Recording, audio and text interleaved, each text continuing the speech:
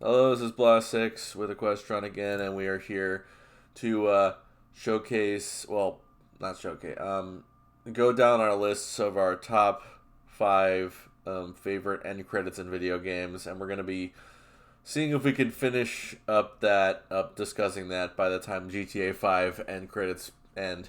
If we did use the longest video game credits, that would be Mighty Number 9 at 3 hours and 40 minutes long. Really? Yeah. Is that longer than the actual game? I would not. I would honestly not be surprised if the credits were longer than the actual game. Good God! All right. And all those disappointed people on that backer kit. Yeah. Yeah. All right. All Okay. of them have unhappy emojis. All right. We're gonna start. So let's go over my honorable mention real quick. It's Trails Through Daybreak. Mm-hmm. It is similar to a lot of other Trails credit sequences where there's just a bunch of key art that plays over the credits. But this Mm-hmm. one's a little more unique, where it's Van in his car, and it's like kind of like one of and it like uses the window to simulate like each one, like each different one. It's really cool and everything. Yeah. So Mm-hmm. that's my honorable mention. All right. What's your number five?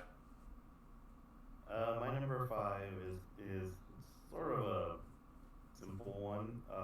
It would be Death Stranding. Like it's not it doesn't really have like much in the way of like visuals. It's kind of just a typical credit roll. But I think what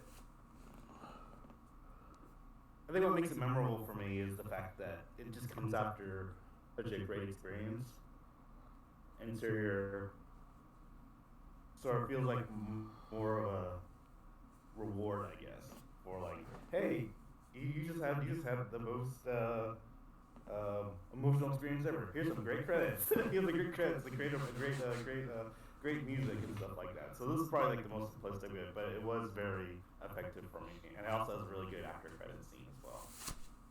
Yeah. Yeah, I can understand that. I don't think I have anything that well, okay, I think my number one might be here mostly for sentimental reasons, but I think it also is really good. But we'll get to that. All right, so my number five is Super Mario Galaxy 2 Mm-hmm. because unlike a lot of credit sequences, you can actually play during the credit sequence. Okay, so like a lot of Mario games, especially new Mario, has it where you can have some control in the credit sequences and just like jump around and stuff. But Galaxy 2, you're able to like get power ups and like ride on Yoshi and just like and the final sequence and the final part of it is you're at Peach's castle and then you're just trying to like just walking around everything and then I try to just like jump and then fly as high as possible. uh, that sounds like fun. Yeah.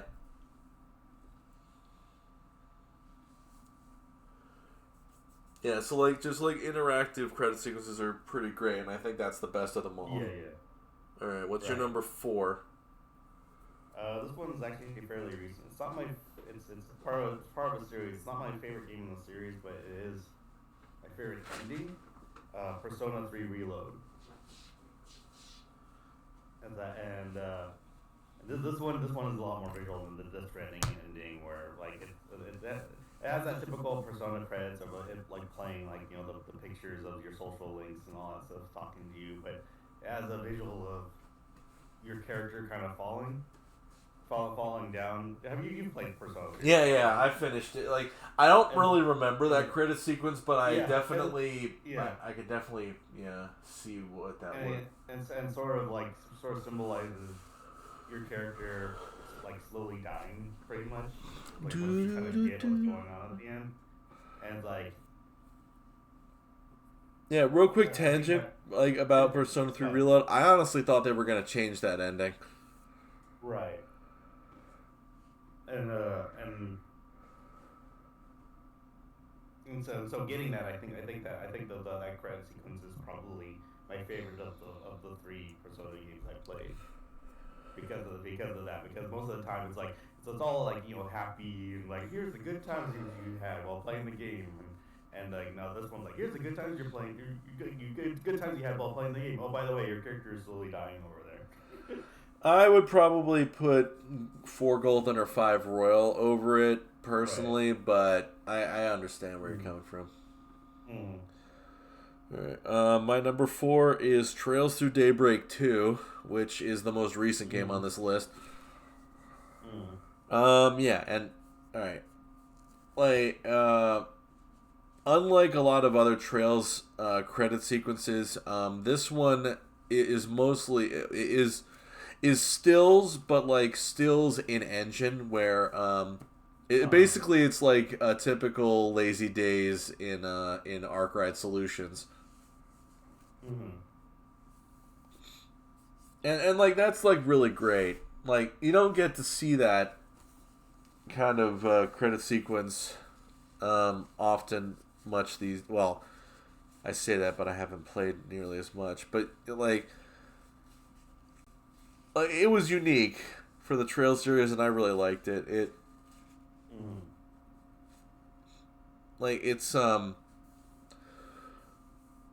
like just characters stopping by, Elaine, Aaron, Fairy. Yeah, it's just like a typical day in Arkwright Solutions, and it was just really Just a typical day. on the island of Sodor. All right. Yeah, like it's not super exciting, but I just it's very sentimental. All right. What's your number 3? This one's like a bit of a wild card. It's the end credits for the DLC for Azura's Wrath. If anyone's familiar with Azura's Wrath, is that the game it's a very quick time heavy action game from 2011 2012 from Capcom, and it's very cinematic. It's very fun. But one of the things that people didn't like about it is that it shipped to stores without an ending. And the ending became paid DLC. One of the very first paid ending DLCs out ever. I think it's the only one I've ever heard of. Yeah, and so as much as that was kind of a bummer. It's like now that you think about paying $7 for the ending isn't that big of a deal today. I think today if it was released today, it would be like another like $30 or something like that. The only other instance of that I can think of is Kingdom Hearts 3 Remind. Right. But I think the ending, the actual DLC ending, is worth it even back in the day, because it pretty much ends on like the most like epic thing ever, and but it's kind of like unexpectedly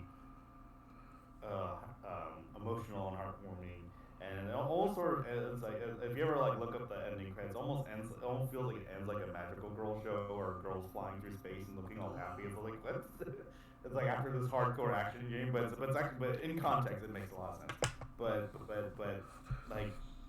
it's one like kind of like how I felt about the Death Stranding ending, where it feels like an unearned reward for playing the game and going through everything, and so I think and it also has a really fun after credit sequence as well.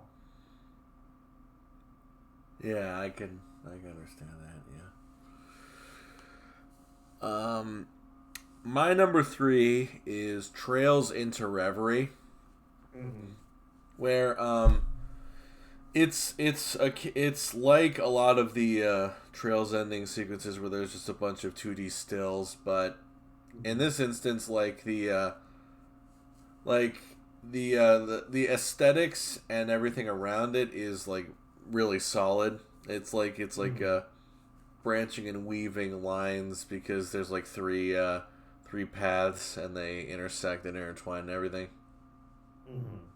And this is the end of the Cold Steel arc, the end of the end of Erebonian arc, the end of the Crossbell arc, and the beginning of, I guess, what could be classified as the Calvert arc. Mm. Nice. Like, it's just...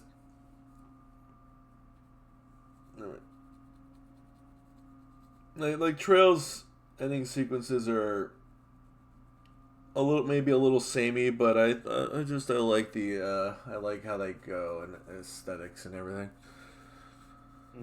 All right. What's your number 2? Well, number 2 is something. Wait, no, wait. Wait, are we in? Yeah, that was number 2. You're right. Okay, yeah, all right. It was something that you guessed earlier, but it's actually as my number 1, but it's actually not my number 1. But it's Xenoblade Chronicles 2.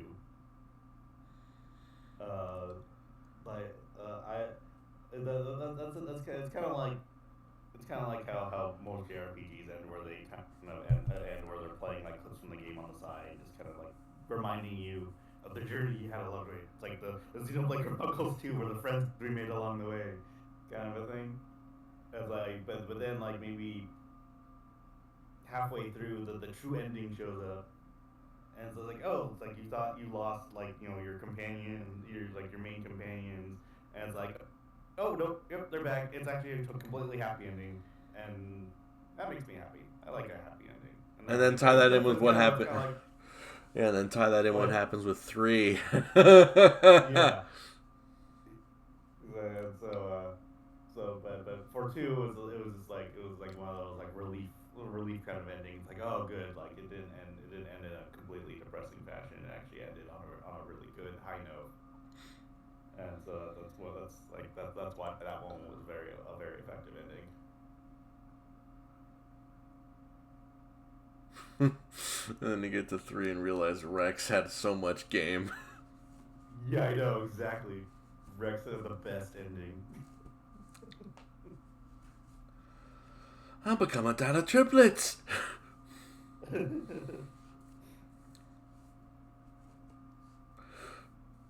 Anyway, all right. My number 2 is technically both a tie and not a tie at the same time. It's Paper Mario: The Thousand Year Door, the original sequence in 2005, and the remake sequence.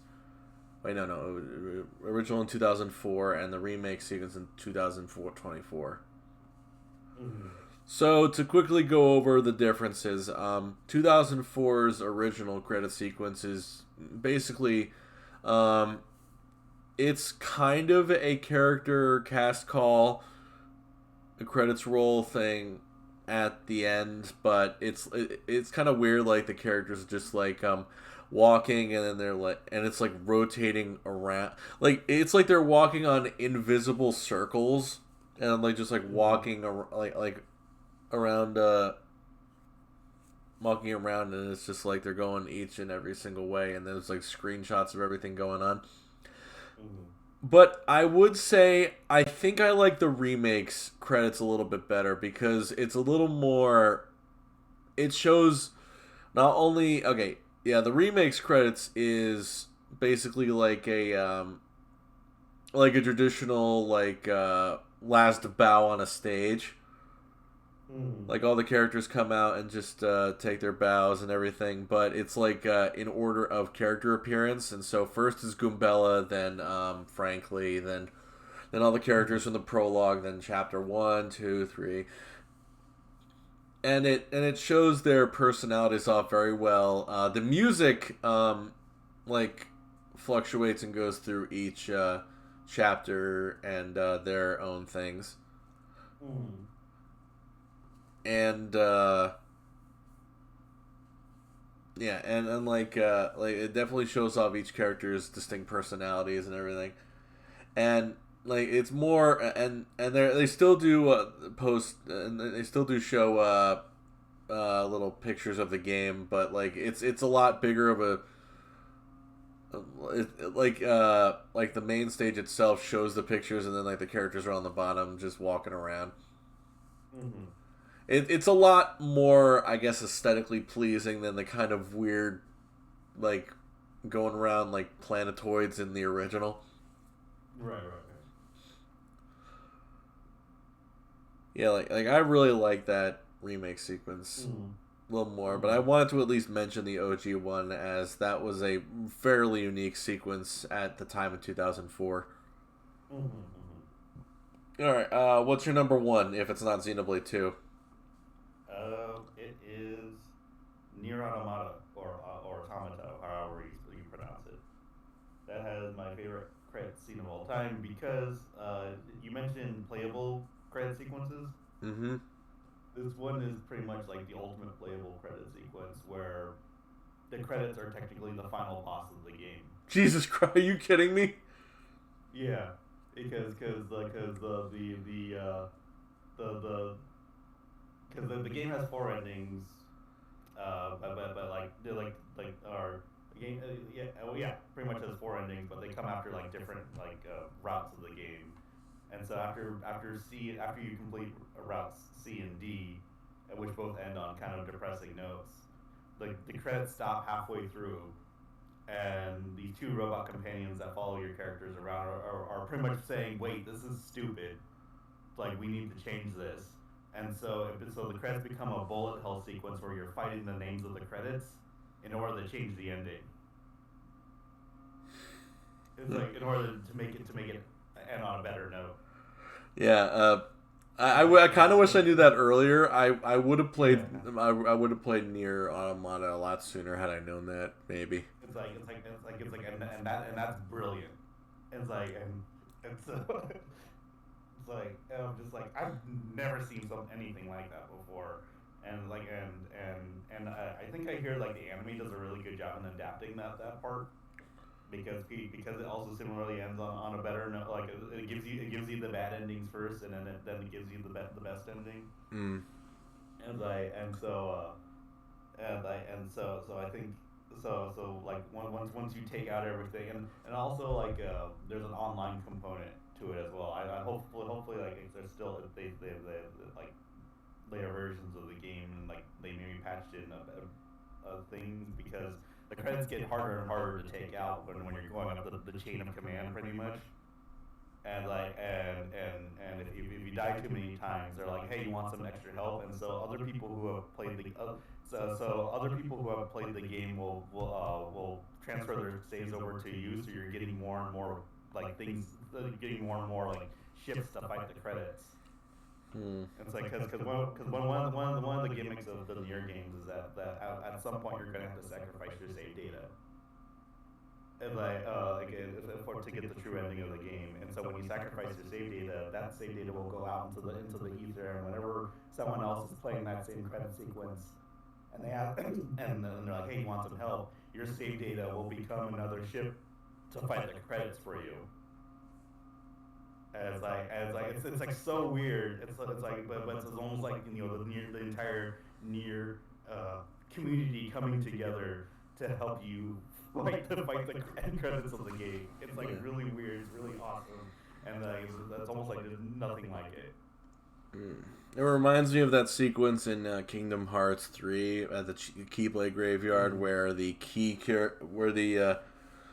players of Key come back as like living Keyblades. They just fight off the whatever the hell it was called.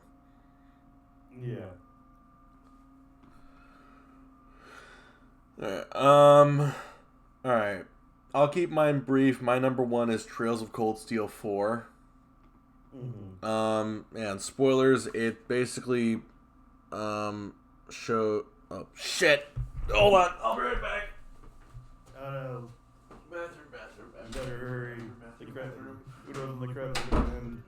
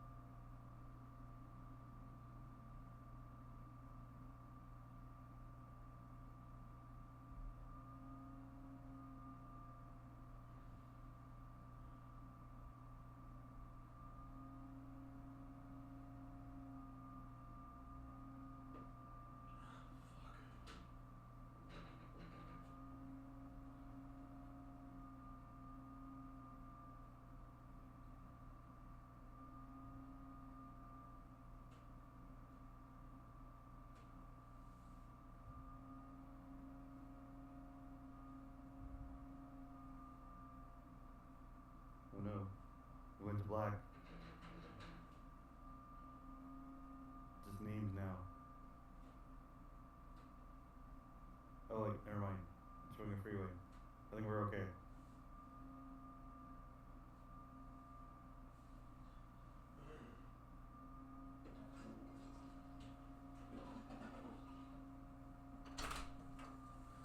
And here I was trying really hard not to have to go to the bathroom. Okay, gonna keep it brief. Number 1 is Trails of Cold Steel 4. Spoilers for the game. It's like over the course of the game, we see as a side plot that Prince Oliver and Sherazard who originally met in Trails in the Sky first. See that they're actually getting married. And in the credit sequence of 4, after the stupid Erebonian darkness curse thing is all gone, Ishmael's dead, and everything is all settled. They have the wedding, and the music, the aesthetics, and just the sense of relief after dealing with all the garbage that happened in the Erebonian arc is very cathartic and very satisfying. Nice. And so just it's a really chill wedding thing, and we see cameos from the previous 2 arcs as well. The Crossbell team, the Liberal team. And we even see Kevin and Rise from Sky the Third.